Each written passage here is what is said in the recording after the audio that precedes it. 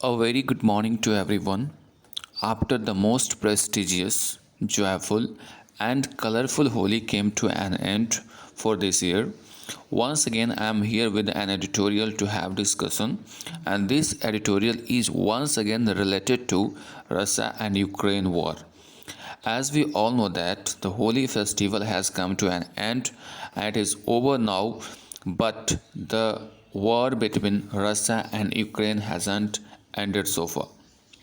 And this topic is all about this, that whether India will be taking part in this kind of war affair or it will directly support any particular side or not, because the pressure is increasing on India too. As in the past editorials we also discussed that if this war continues for a long time, India will have to clear its stand. Whether India will clear its stand or not, this is a question so far. Now, let me start this editorial with the heading, and this editorial suggests the same thing that I have told you right now. And the editorial's heading is, you can see over here, mounting pressure. Mounting means to increase, pressure means दबाव। यानी अभी जो है भारत के ऊपर दबाव जो है बढ़ता जा रहा है, माउंटिंग हो रहा है, प्रेशर बढ़ रहा है। दबाव किस मामले में? On India's options on Ukraine, Bharat के पास क्या विकल्प हैं यूक्रेन के मामले में। आगे के देखते हैं, जो लाइन्स हैं उसको समझते हैं। India must retain the ability to judge the shift its position on Ukraine as the war progresses. Bharat को रिटेन का मतलब होता है कंटिन्यू रखना, जारी रखना। द एबिलिटी, अपने क्षमता को बनाए हुए रखना होगा। भारत को अपनी क्षमता को बनाए हुए रखना होगा। और कौन सी क्षमता? टू जज एंड शिफ्ट इट्स पोजीशन, कि सही से समझ बूझ करके अपने पोजीशन को शिफ्ट करना। शिफ्ट करना का मतलब किस पक्ष में हैं आप, किस मुद्दे को लेकर के? On Ukraine as the war progresses, जैसे जैसे वार प्रोग्रेस करेगा तो भारत को यूक्रेन के मुद्दे पे एक साइड में शिफ्ट करना पड़ेगा अपने आप को। और किस तरफ जाएगी सरकार, यानी किस तरफ भारत जाएगा, उस एबिलिटी को सही से जज करके कंटिन्यू करना चाहिए। यानी भारत को अपना जो रुख है उसको स्पष्ट करने में थोड़ी जल्दीबाजी नहीं, समझ बूझ करके काम करना चाहिए। क्यों ऐसा कहा जा रहा है आगे के लाइन्स में पता चलेगा। It is certainly no coincidence that a string of foreign leaders, ministers and officers descending on New Delhi this month. अब कह रहा है कि एक कोई कोइंसिडेंस नहीं है। कोइंसिडेंस का मतलब होता है ना कि अचानक से कुछ ऐसा नहीं हो रहा कि स्ट्रिंग ऑफ फॉरेन लीडर्स, यानी मेनी फॉरेन लीडर्स का एक श्रृंखला है उनका, फॉरेन लीडर्स का, मिनिस्टर्स का कह लो, उसके ऑफिसर्स का कह लो, जो कि दिल्ली की तरफ से डिसेंड कर रहे हैं, यानी दिल्ली की तरफ आ रहे हैं this month. As the Russian invasion of Ukraine continues for its 4th week. ऐसा इसलिए हो रहा है क्योंकि जो रूस के तरफ से रशियन इन्वेजन है, इन्वेजन का मतलब होता है आक्रमण यूक्रेन के ऊपर, वो कंटिन्यू है करीब 4 वीक से। पिछले 4 वीक से ये कंटिन्यू है, जैसा कि मैंने आपको पहले ही बताया। And without a clear and insight, और कोई किसी प्रकार का इसका अंत नहीं दिख रहा है हाल फिलहाल में। इनसाइट का मतलब होता है नज़र नहीं आ रहा है, यानी नज़दीक नहीं दिख रहा है कि इसका एंड भी हो जाएगा। There are summits with the prime ministers of Japan, Australia, a virtual mode में होगा। अब भारत के प्रधानमंत्री का समिट है, समिट का मतलब कह लो मीटिंग है, समझौता है होगा उसमें। और वो मीटिंग किसके साथ हो रही है? जापान के जो prime ministers of Japan and Australia, Australia के प्रधानमंत्री और जापान के प्रधानमंत्री और उसमें भारत के प्रधानमंत्री, इन सब के बीच में वर्चुअल मोड में मीटिंग होनी है। अब सोच लो, ये दोनों देश आप जानते हो क्वाड में भी शामिल है, तो भारत के ऊपर प्रेशर बढ़ना लाजमी है। And one soon with the Israel prime minister, और इसराइल के प्राइम मिनिस्टर के साथ भी इनकी मीटिंग होगी। Visit by the US under secretary of state, इनका नाम है विक्टोरिया नौलांड, और साथ ही यूएस के जो सेक्रेटरी हैं ऑफ स्टेट वो भी विजिट करेंगी भारत, नाम है विक्टोरिया नौलांड। अब देखिए इसमें क्या बताने का प्रयास आपको क्या किया गया कि भारत के तरफ जो झुकाव देखने को मिल रहा है, कई देश के जो राष्ट्राध्यक्ष हैं, मिनिस्टर्स हैं, ऑफिसर्स हैं, वो भारत की तरफ रुख कर रहे हैं, और ये रुख इसी मंथ में होना है।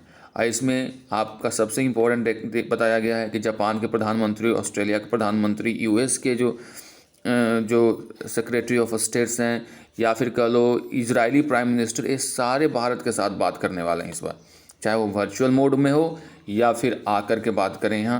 यानी भारत की वार्ता इन देशों के साथ होनी है। एज वेल एज इन लोगों के अलावे कौन कौन है इसमें, as well as European foreign ministers and delegations, और साथ ही यूरोपियन फॉरेन मिनिस्टर्स भी आएंगे एंड डेलीगेशंस, इन सब के बीच में सबमिट होनी है। What the visits by NATO and Quad allies of the US, और ये जो विजिट है नाटो के देशों के द्वारा है, और क्वाड अलाइज, क्वाड में बताया था, पढ़े थे हम लोग, 4 देश हैं, यूएस है, यूके है, ऑस्ट्रेलिया है, जापान है, आई थिंक यूके नहीं है, US, Japan, Australia and India, ये 4 देश हैं। All have in common is their planning at short notice, और सभी जो में कॉमन ये है कि उनकी जो प्लानिंग हुई है बहुत ही शॉर्ट नोटिस पे हुई है, कम समय लगा है उनको, जल्दीबाजी में हुई है। And putting discussions on India's stand on Ukraine at the top of their talks, सब में जो बात कॉमन है, उनकी जो प्लानिंग हुई है बहुत ही शॉर्ट नोटिस पे हुई है, और साथ ही उस सब के जो मीटिंग का एजेंडा है, जो बातचीत है, उसमें सबसे ऊपर जो है यूक्रेन का मुद्दा है। Even Japanese PM Fumio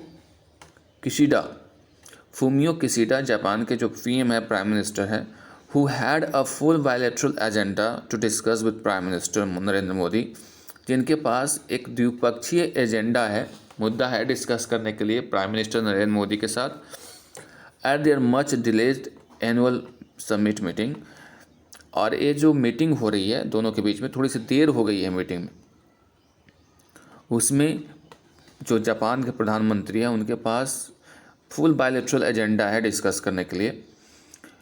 arrived in Delhi on a very short visit, वो बहुत ही शॉर्ट विजिट के में भारत के जो दिल्ली शहर है वहाँ आए।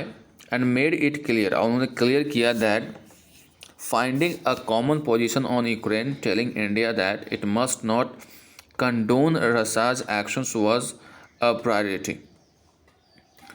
कहा शॉर्ट नोटिस पे, शॉर्ट विजिट पे आए वहाँ के प्रधानमंत्री, ठीक है, और उनकी वार्ता में लिस्ट ऑफ एजेंडा था, बट उसमें एक बात आई सामने कि भारत का जो स्टैंड है, भारत को कंडोन का मतलब होता है उसको ये करना,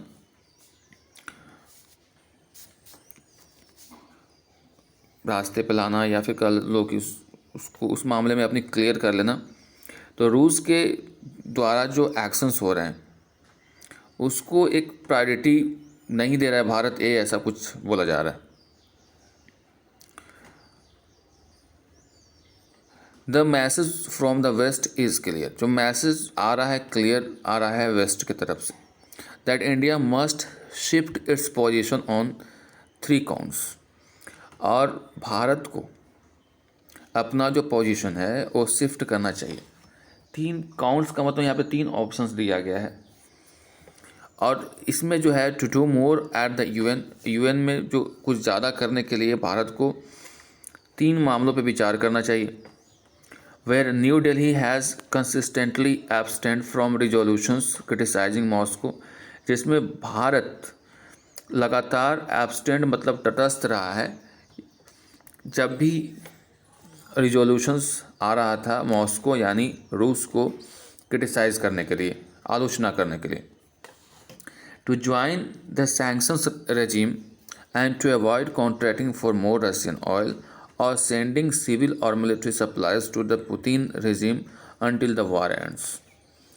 अब इसमें है कि पहला तो ये हो गया, दूसरा है कि सैंक्शंस को जो रिजीम चल रहा है उसको ज्वाइन करे भारत, और इसमें कहा गया है कि भारत नहीं तो अवॉइड करे contracting for more Russian oil, रूस से जो हम लोग ऑयल ख़रीद रहे हैं कम दामों पर, तो उस पर भी कहा जा रहा है कि इसको स्टॉप करना चाहिए, और सेंडिंग सिविल और military supplies to the Putin's regime until the war ends, और किसी प्रकार का सिविल मिलिट्री सप्लाइज पुतिन को ना भेजें तब जब तक ये वार ख़त्म नहीं हो जाता।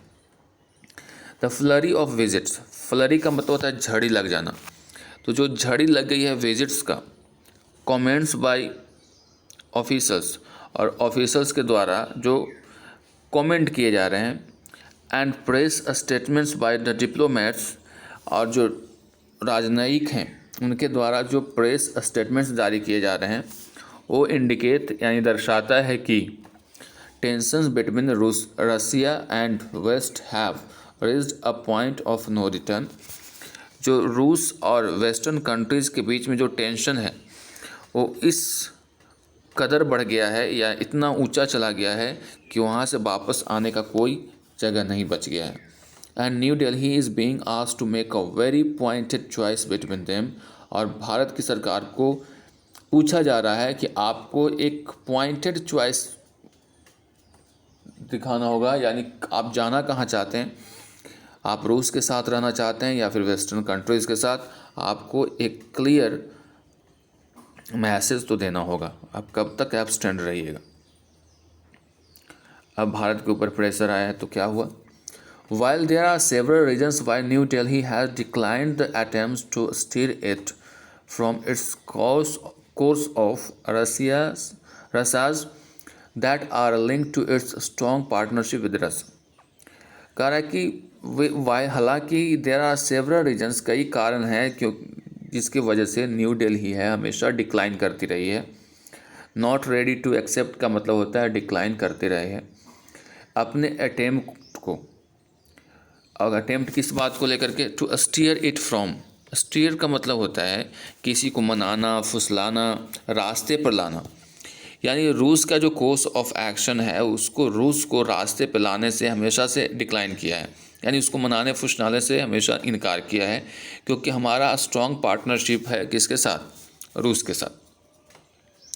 There are some global interest that Modi government must consider more closely, और कई ऐसे वैश्विक इंटरेस्ट के भी मामले हैं जो मोदी सरकार को ज़रूर कंसिडर करना चाहिए closely. The civilian toll in Ukraine, अब ये सब कुछ मुद्दे हैं जो ग्लोबल इंटरेस्ट के मुद्दे हैं, और उस पर भी भारत सरकार को विचार करना चाहिए गंभीरतापूर्वक। क्या है मामला? द सिविलियन टोल, कई सिविलियन मारे जा रहे हैं, टोल का मतलब मृतकों की संख्या, यहाँ समझ लीजिए। इन यूक्रेन इज़ माउंटिंग, यानी सिविलियन की जो मौतें हो रही हैं यूक्रेन में वो बढ़ती जा रही है, माउंटिंग का मतलब बढ़ते जाना। And while Russia has denied reports of targeted attacks on a school, हालांकि जो रूस है उसने डिनाई किया है कि वो किसी प्रकार का टारगेटेड अटैक कर रहा है स्कूल्स पे या फिर थिएटर्स पे, ये रिपोर्ट जो आई है उसको इसने डिनाई किया।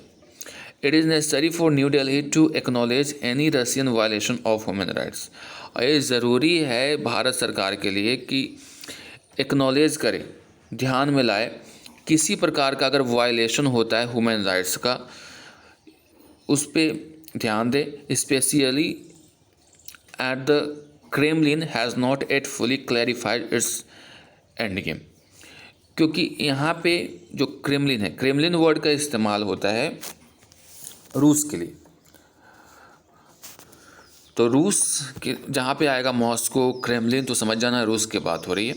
तो रूस ने अभी इस क्लैरिफाई नहीं किया है कि कहाँ तक ये जाएगा, इसका एंड गेम क्या होगा, यानी यहाँ पे कहने का प्रयास ये हो रहा है कि भारत तो रूस का साथ दे रहा है, सही बात है, लेकिन कुछ ऐसे मुद्दे हैं जो इंटरनेशनल और ग्लोबल इंटरेस्ट के हैं, जैसे जिसमें मानवाधिकार का हनन होता है, ह्यूमन राइट्स का वायलेशन होता है।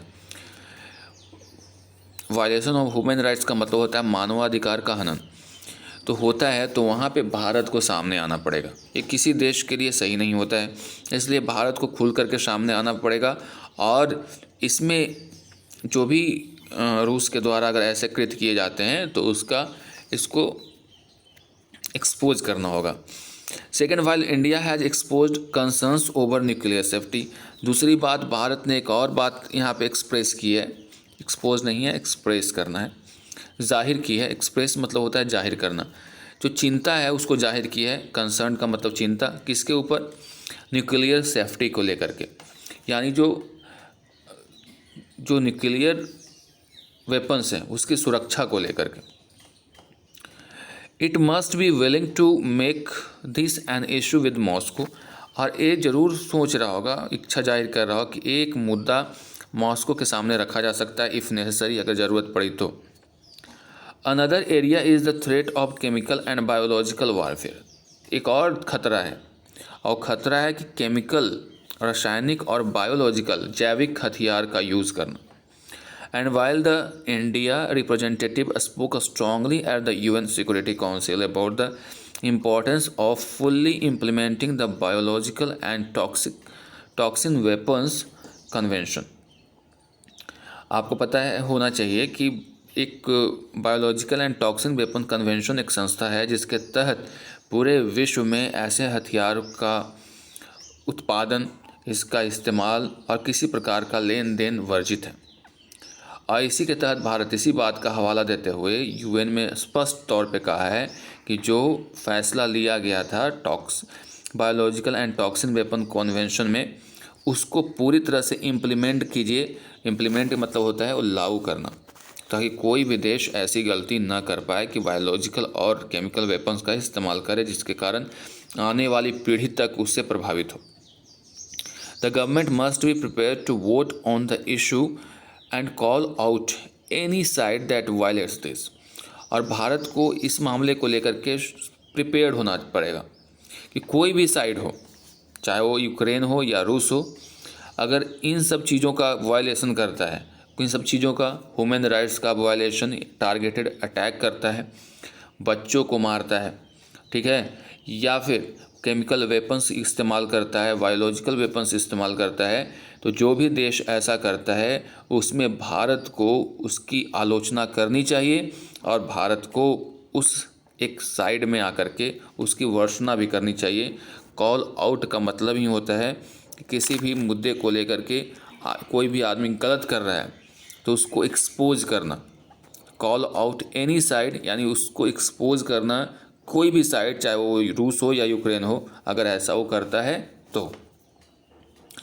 एज द वॉर प्रोग्रेसेस, जैसे ही वॉर प्रोग्रेस करेगा और आगे बढ़ेगा, मोर सच डिबेट्स विल अराइज, इसी तरह के कई जो डिबेट होंगे, विवाद होंगे, मामले होंगे, वो अराइज होंगे।